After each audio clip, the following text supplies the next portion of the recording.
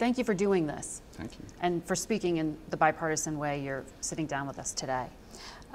How would you both define the greatest national security threat facing our country right now? Well, I would define the immediate threat of making sure we push back Putin's aggressive behavior in Ukraine, that we try to resolve the circumstance in Gaza, where we can eliminate Hamas, but also recognize the humanitarian challenge. But frankly, over a longer term, the bigger challenge, I think, remains China. We've never had a nation of equivalent economic size, and they are investing in technology domain after technology domain, where they hope to not only be number one, but frankly, dominate the field. And I think Marco and I and our committee has really been at the leading edge of trying to expose that, whether it was 5G or whether it was challenges around TikTok or the need to make sure we bring the semiconductor industry back, but that China long-term threat. Yeah, I think in a broader sense, I would say that the world is, countries around the world have determined the unipolar world is over and they seek to challenge it. In China's case, they want to, if not replace, at least be an alternative to an American-led system that's been in place certainly since the end of the Cold War and even predating back to the end of the Second World War. The Russians argue that they're a great power who deserve to have buffer nations outside of their borders that they have control over. Hence, they want a bunch of Belaruses. That's what they want Ukraine to become and other places like that. And then Iran wants to be, they want to export the Islamic Revolution throughout the Middle East, and they already have proxies operating inside of Lebanon, Syria, and Iraq. They want to threaten Jordan, Bahrain, and ultimately make Israel an unlivable place and have a regional dominance in that way. And then you got North Korea, which is increasingly becoming aggressive in the way it's responding to South Korea in both rhetoric and actions. So all these are interrelated. It's a challenge to the world order, and it's led this loose coalition of countries who and sometimes work in concert to challenge not just America, but our alliances. And I think what Marco just said is these authoritarian regimes are more closely aligned than they were even 5 years ago. Mm-hmm. On the immediate issue of the Middle East, Ramadan begins this Sunday. There's concerns that because of the high degree of tension in the region, a spark could really lead to an explosion. Through the U.S. national security lens, how concerned are you about the rising risk to U.S. interests in the Middle East because of the close alliance with Israel's war in Gaza? Well, I think the risk is pre-existing. Obviously, now we have active shooting going on and people back and forth. That always leads to miscalculation risks. And in some cases, hostility, like we've seen already from the Houthis out of Yemen. The goal, I think it's a mistake to view October 7th simply through the lens of the Palestinian-Israeli question. I think the reason why Hamas was armed, equipped, and felt the confidence is this broader narrative, this broader objective that Iran has to drive the U.S. out of the region. Mm-hmm. It is why they're conducting attacks in Iraq and Syria. They want a U.S. troop presence out of the region completely. Should it stay? Huh? Do you believe that those 2,500 troops in the region should stay? I do, and the reason why I believe that is because they are not only there on a counter-ISIS mission. Let's not forget that group is still existing and is still a threat, but because they sit, the reason why Iran wants us out of there is that we are stationed at key points that tie Damascus and Baghdad and all these supply routes that Iran wants to dominate. If we were gone, these proxy groups would now be at the border of Jordan, be able to threaten Jordan and ultimately threaten Israel as a result. But I am concerned. I mean, whether it's Hezbollah and up in the north of Israel, whether it's what's happening in Gaza, whether it's what's happening with Yemen, the risk of conflict is very real. It's a dangerous and tenuous situation. There's no doubt about it. President Biden is reviewing whether to keep those troops in Iraq. Yeah, and I'll be anxious to see what he says. I do think, though. Do you think they should stay? I think, in terms of current basis, yes, because as long as we've got these Iranian-backed militias and others promoting a level of violence, and I agree with Marco in terms of trying to push us out, but I also think potentially out of this enormous tragedy, the tragedy of October 7th, and now the humanitarian tragedy of 30,000 Palestinians killed, you've got to look at some level of optimism. Israel had already aligned with a number of the Sunni states in the region. I was recently in Saudi Arabia. I think they would like to find some level of peace post the Gaza conflict with Israel, a stronger defense relationship with the United States. I do think we need to acknowledge the Shia-driven efforts to not only push us out, but also undermine the Sunni states in the region. And there could be an opportunity for a grander alliance, but that will mean the violence has to stop. And I think we both have a lot of respect for Bill Burns, the CIA director, who has been doing yeoman work trying to negotiate this hostage exchange, which would lead to at least that short-term ceasefire. Mm-hmm. President Biden wants to establish a port in Gaza to try to bring humanitarian aid in. It's not exactly clear the cost, the U.S. military role. Do you think that is a good decision? And given what has happened, this tragic incident recently with 100 civilians killed, some of them shot by Israeli soldiers, according to the IDF, because they were clamoring for food. Do you see any clear evidence of who is to blame for that violence that day? I don't have the after-action report, but I do think this. I mean, remember, the United States has been the largest single donor to humanitarian efforts for years in the region. And I think it is important that we continue to show that. I mean, the airlift approach is more symbolic than actually getting relief to most folks. But the idea, and I've discussed this with some of the folks in the administration, of using Cyprus as a staging point where the aid can be checked to make sure nothing else gets in, the potential then of having that aid move from Cyprus to a place where we can set up the equivalent of a field hospital that could help provide, particularly in North Gaza, the humanitarian relief that is both the right thing to do, and I think the right thing to do in terms of, particularly as we go into Ramadan, hopefully lowering some of the tension, but also shows America's concern for some of the humanitarian costs in the region. I would just add one thing to this, and that is it's important to understand why everybody's in favor of helping innocent civilians who are caught in the crossfire of any conflict. I think it's important to understand the reason why aid can't get to them. And the principal reason why is Hamas has built this system of tunnels. It's expensive. I mean, I don't care if they got a great deal on the concrete. It's expensive to build this extensive system of tunnels. Millions of dollars. That's money that could have gone to create an economy, to feed people, to build hospitals and serve civilians. They didn't do it. And there's real concern, and I think very legitimate reason to believe, that any aid that goes in there will be grabbed by Hamas, used for their purposes, at the expense of the civilian population. Hamas has a track record of zero when it comes to caring about the lives of civilians or of society in general. They're in entirely war footing. That's all they do. And I think there's just real concern that, real reason to believe that any additional aid would go directly to Hamas, would be controlled by them. You know that the U.S. Ambassador, David Satterfield, who's handling that, has said in written letters to Congress that they have no evidence that Hamas is stealing the aid, certainly not defending Hamas at all, but saying that aid can continue to be pushed into Gaza without Hamas stealing it. I'll just respond personally. I don't know what he's talking about, because how does Hamas get food? Hamas does not have an economy. Everything Hamas gets comes from abroad, from Iranians, and from what they take. I think that the evidence is in place that they have existed as an organization without any means of generating revenue other than what they are able to capture from others. That's just common sense. Sure, but in terms of now, with the aid getting in now. I think the food and water and other relief aid, I think it is, you've got to make sure you have a distribution system.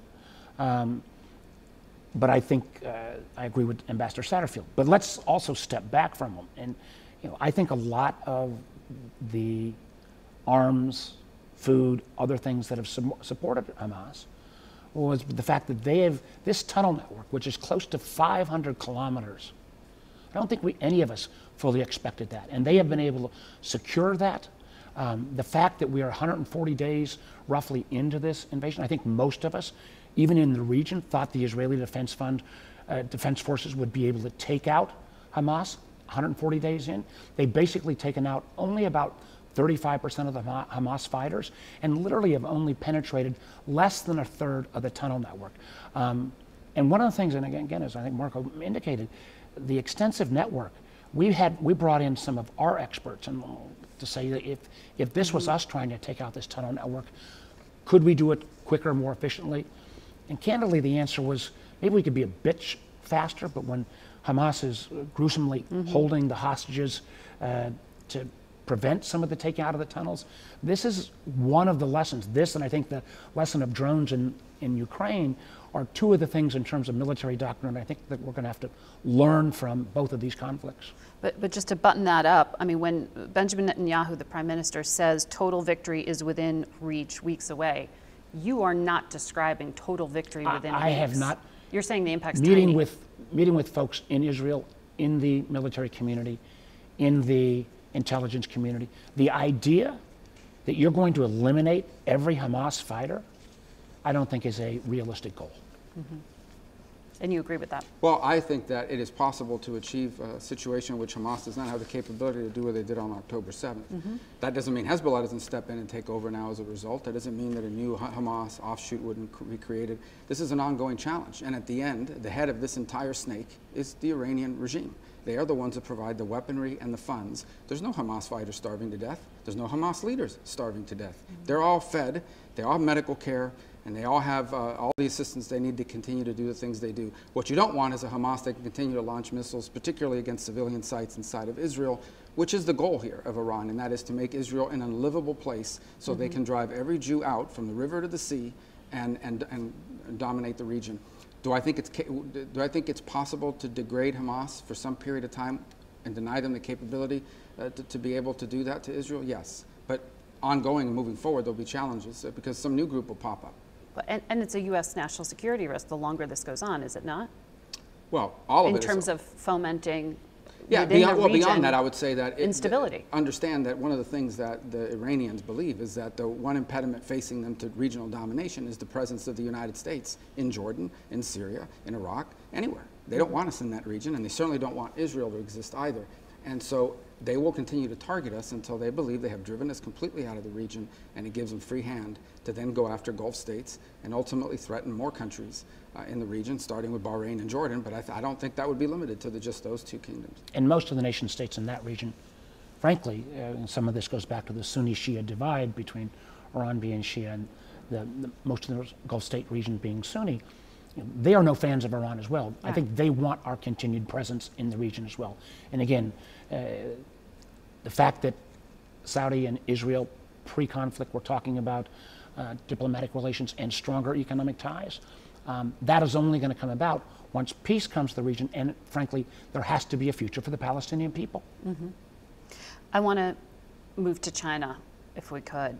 You identified that as the largest threat. Last year, you told me technology competition with China is the issue of our time. Just this week, out in California, a federal indictment was unsealed where a software engineer for Google was charged with transferring artificial intelligence technology to Beijing.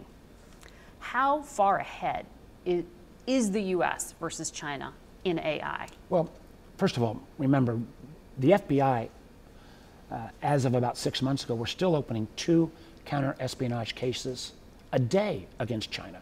And one of the things that Senator Rubio and I have done on a bipartisan basis is try to go industry by industry in America and warn them of the potential theft of intellectual property, $500 billion a year, the fact that China is investing, I'll speak to AI in a moment, but in quantum computing, in bio, a lot of our time spending on bioengineering and activities China's taking. They're trying to, on next generation energy, on small modular nukes, which is a power source. If they can sign up a country for 50 years or 100-year contracts, I think we need to compete against that. On AI, it's a little bit, I believe, a little bit of a better story. A couple years back when we thought the country that had the most data and the most compute and the most engineers might purely win, that's not proven to be the case. The vast majority of innovation is still taking place in this country. If you look at all of the major AI companies, they're virtually all American. I don't underestimate China, but we have that innovative economy that frankly still benefits with us. And frankly, the Chinese regime is reluctant to allow these large language models to be used by their population because frankly, they might find the truth about what the regime has done all the way back to Tiananmen Square in 1989. There are reports that China lags the U.S. by about a year. Is that consistent with what you I don't know how to characterize the time frame, but I would say that's not really the issue per se. First of all, we're clearly, I think, ahead simply because they steal our stuff. We're not interested in stealing their stuff. So there's a reason why they want our stuff, because it's better.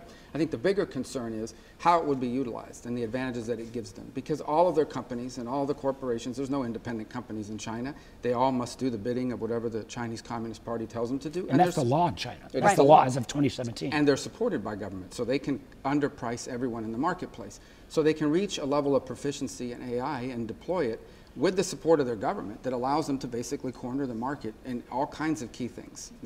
Autonomous vehicles, additive manufacturing, you name it. And so these are real advantages. The other advantage they have, which drives AI, is data. They are able to compel and or steal and collect the data of billions of people, including their own population, but also here in the United States. And that data is what feeds AI and AI models, which will allow them to do certain things good enough to not just threaten our national security, but to threaten our economic vibrancy and to put American innovation at a tremendous disadvantage. So Huawei is a good example. It's not AI driven. They're not the best telecommunication company in the world, but because they are supported by the Chinese Communist Party, they are among the largest in the world, and they have dominated market after market because they offer a product that's good enough for a low enough price and a little bribe on the side for your friends in the government. And let me just add here, we saw, as Marco just said, China on, say, autonomous vehicles. They controlled not only the rare earth minerals, but really where their control came was on the processing of these minerals. What I'm afraid of is if you add AI tools with advances in bio, you could have finally breakthroughs that are remarkable. Now, the real innovation, I think, many times will stay here, but if China builds up the biomanufacturing capability, we may innovate, but the actual products, whether they be drugs, whether they be chemical compounds, whether they be new sources of energy, they could control the manufacturing sector. It's, again, one of the reasons why we need to put those kind of technology competition in the national security umbrella. Well, your colleague, Ted Cruz, said Congress doesn't know what the hell it's doing when it comes to regulating AI. Is he right? I mean, you're saying Congress has to do a lot here. He's saying it's not really Well, it's a new area. I mean, there's no doubt that it's a new area that we have to make sure. There's two things to keep in mind. The first is I still think there's a lot more to learn about how it's going to be applied and where regulation can make sense. The other is, and we've learned this from other technologies, they move, innovation in that space moves much faster than the ability of Congress to legislate or regulate, and so, and even our agencies. So I don't think he's wrong when he says that there still isn't a clear understanding of what it is government can do to build safeguards. And then there's the factor that this is borderless. I mean, at the end of the day, that what we may regulate the uses of AI domestically may not apply to some other place that may decide here we won't have those the limits. So there's a lot to unpack here, and I still think Congress is learning. We got to do it right. And I've spent a lot of time on AI, and I'm not sure there's a linear relationship between me spending more time and actually getting smarter on the issue. It's really hard. But I would point out to some of my colleagues, that idea of we shouldn't put any guardrails is how we ended up with a social media environment now, where I think there are very few Americans that doesn't think, from child bullying to ability to have our elections manipulated by social media firms and others, that putting a few guardrails in place might have made some sense. And my fear on AI, and I'm not sure we need whole new legal regimes, but let me give a perfect example. The ability for AI tools at speed and scale to manipulate our public markets is unprecedented. But we don't have legislation on this We may yet. not need new laws. We have existing SEC laws, but there might be higher penalties, for example, because the speed and scale which these AI tools could be used for manipulation. I think that's not breaking new ground, but it is saying our regulatory structure needs to try to keep up. And we're always going to be lagging innovation, but that doesn't mean throw in the towel. Well, I would add one more thing about AI, and that is something I hope we can start talking about. AI is going to disrupt white-collar jobs, jobs that people went and got degrees and even borrowed money to get degrees. It's going to disrupt white-collar jobs in a way that deindustrialization and technology advances and productivity disrupted blue-collar jobs. And we've seen the tumult that's created in societies around the world. So we need to start thinking about the economic displacement that will follow the ability of a machine to do the work that used to take 10 people with advanced degrees to do. And that, I think that applies to the media increasingly. I think it's going to apply to, it's already applying to Hollywood. And I think there are industries beyond that where it's going to apply. We need to start thinking about some of the disruptions that are coming. And one of the things that I know, but I just think this is, we still have a tax and accounting and reporting system that still favors investment on a piece of hardware. You buy a computer, you get a tax credit. It's viewed as an asset. We don't do near enough to incent investment in human capital to actually make humans stay up and stick up, because Marco is right. There is going to be much more massive disruption amongst what was traditionally viewed as knowledge-based jobs. That doesn't mean jobs are going to go away, but we do need to have I think a new tax and accounting framework on how we invest in people. China's ramping up its military spending. Absolutely. Senator Rubio, you recently voted against the National Security Supplemental that would have sent $5 billion to the Indo-Pacific and to help Taiwan. Why do you think that money can wait? Well, I don't think it should wait. I just don't think it should be held hostage on the issue of whether or not we're going to deal with our border, and what I think should be attention paid to the border. And this is an issue of disagreement among people in Congress. I'm sorry, I thought Republicans were insisting that the border be linked. I did.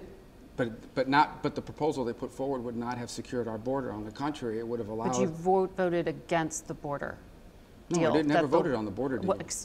Procedurally, it never. No, it was never voted on procedurally. It was withdrawn. You did not support the bipartisan agreement. Because the deal would not have fixed the problem. The way you fix the problem is by reversing the executive orders that President Biden put in place in his first month in office, which directly led to this crisis. For the first time in American history, we have a president that's decided to make the exception the rule. No longer detaining people. Our law is very clear. It defines who's allowed to be in our country, and it says they should be detained through removal. And we stopped doing that. We had exceptions. You know, the Dalai Lama shows up at the border, we're going to let him in. Exception. They turned the exception into the rule, and it sent a message to the whole world. You know, it's an incredibly complex issue in terms of who you can deport. In only 72 hours, they can be held in federal facilities, and the complications with Venezuela accepting migrants. No, the law is very clear. It says they need to be detained through removal. That's the law of the United States. How you apply it is where the differences have come, and it's what's led to this crisis. You are saying that the aid to Taiwan is being held hostage to the border, but you are saying the border needs to be handled first. Help me. How are you going to surge? Oh no, it's not very complicated. It's very simple. Funds to deal with the threat you're saying from China? I'll tell you what. If we would have done a bill that would have voted for the money to Taiwan and the Indo-Pacific and money to Israel, I would have voted for that. But they want Ukraine in exchange for the border, and the same way they're holding Israel funding hostage. They won't do Israel funding without Ukraine. And I support helping Ukraine.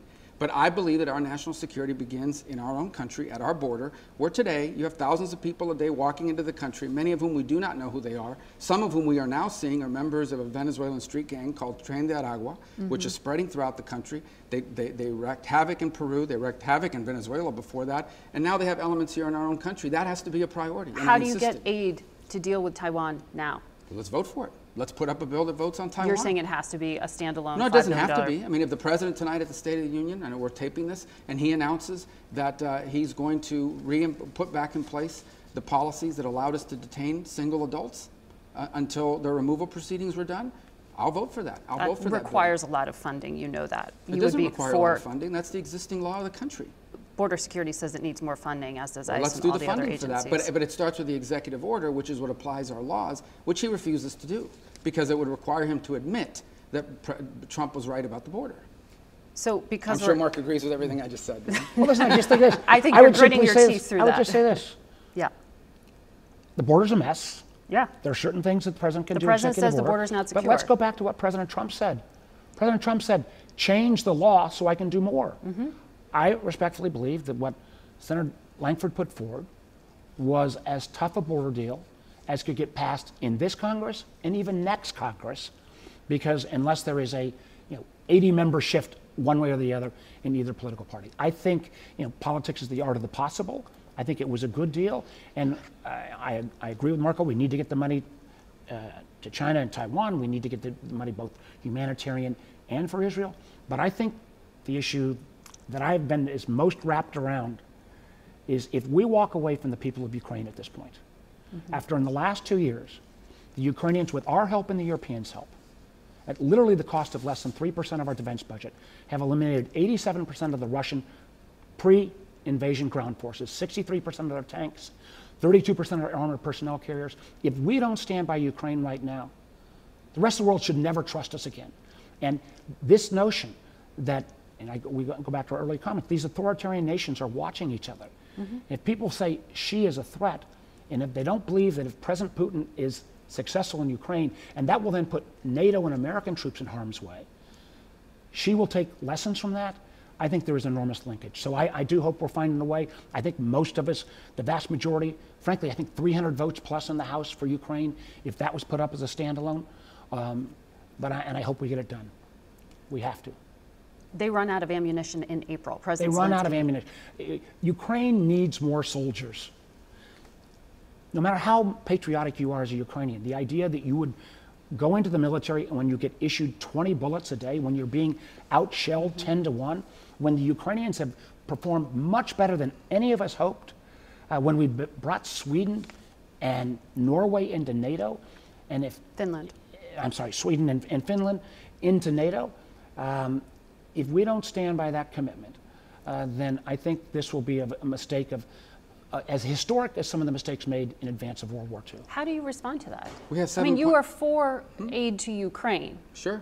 But we have 7.2 million. I responded very simple. And No, that but is, in the art of the possible, as well, the the art of the senator framed possible it, is if in it's this not. moment. We have 7.2 million people in this country that have entered over the last 3 years.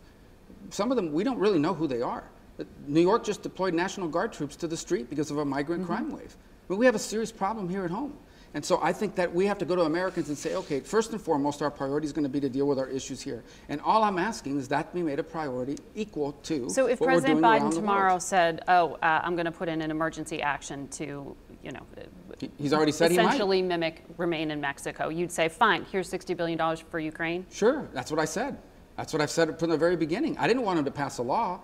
Are there things we can do to improve our asylum process? Sure. But we don't need that to get back to where we were in December of 2022, or December of 2019, or 2020, I apologize, when the numbers were nothing close to this. We have a migrant wave that began in mid-January of 2021 because people calculated that if they got here, they were going to be able to stay, and 85 to 90% of them were right. Right. And it's drawing more people to come here. It's unsustainable.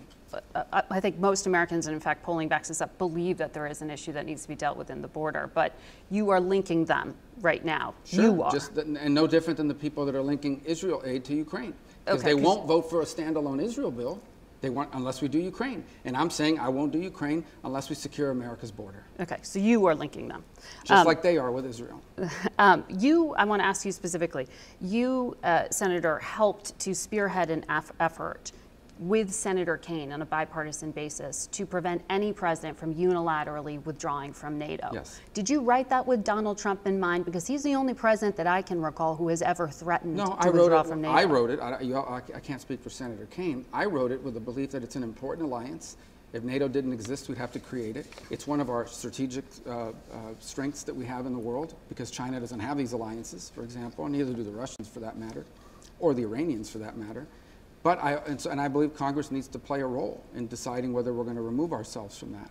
That said, I will tell you that despite what people may say is rhetoric, because I acknowledge that Donald Trump does not talk like a member of the Council of Foreign Relations on these issues, he actually increased troop levels in Poland, and I saw them. I was there when that happened. He was trying to draw down from Germany and rotate into Poland. President Biden reversed that. And so the point being is that I don't believe Donald Trump will remove us from NATO. I do think he is going to do, admittedly in an unorthodox way, what virtually every American president has done since the onset of NATO, and that is demand that some NATO countries do more.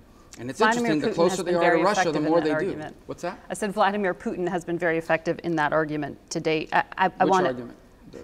Ramping up spending by NATO members. They have all increased since the invasion of Ukraine. Well, sure. The White House, I just want to make sure I get to this. The White House declassified information about this anti-satellite technology that your colleague in the House, Mike Turner, raised alarms about.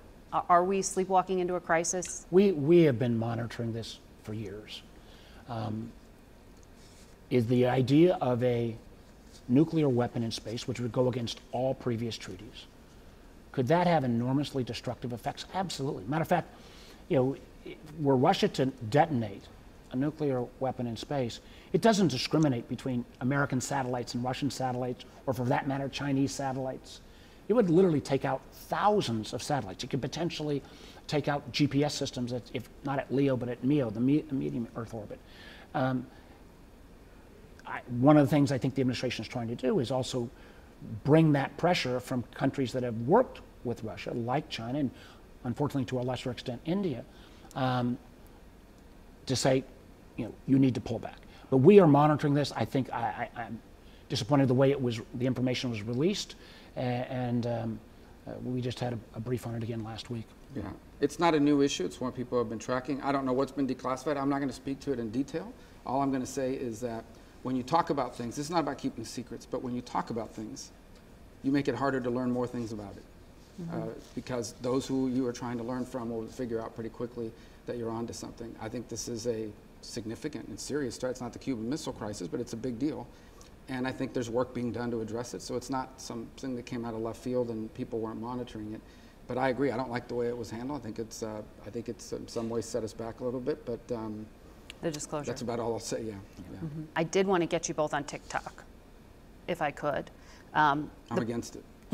I know you're consistent in that. we have but different- the Biden campaign joined TikTok. And I Senator said, Warner. And I said that sends a pretty darn mixed message, because the Biden administration supported my earlier bipartisan legislation that would lead to a path of potentially banning TikTok, because I believe that TikTok, both controlled by the Chinese Communist Party, both collects data, and as a news source, literally half of young people in America get a lot of their news all from TikTok. 170 million Americans And the are on idea, if you don't think the Chinese Communist Party can twist that algorithm to make it the news that they see reflective of their views, then I don't think you appreciate the nature of the threat. And we were joking, would the United States ever allow China to buy CBS? I don't think they would. And we might have slightly different ways on how we go at this, but we think this is a national security issue. Look, here's what I'm going to try to explain it very quickly. The danger in TikTok is not that somebody goes on that video and puts something up that looks stupid or silly. Okay, here's the challenge. The reason why TikTok is so attractive, its value is it has an algorithm, a recommender engine, which is one of the best in the world. That is owned by ByteDance. Under Chinese law, ByteDance must own it.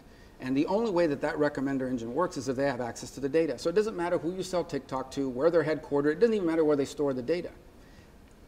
As long as ByteDance engineers in China have access to that data, control the algorithm, they have to have access to American data to make it work.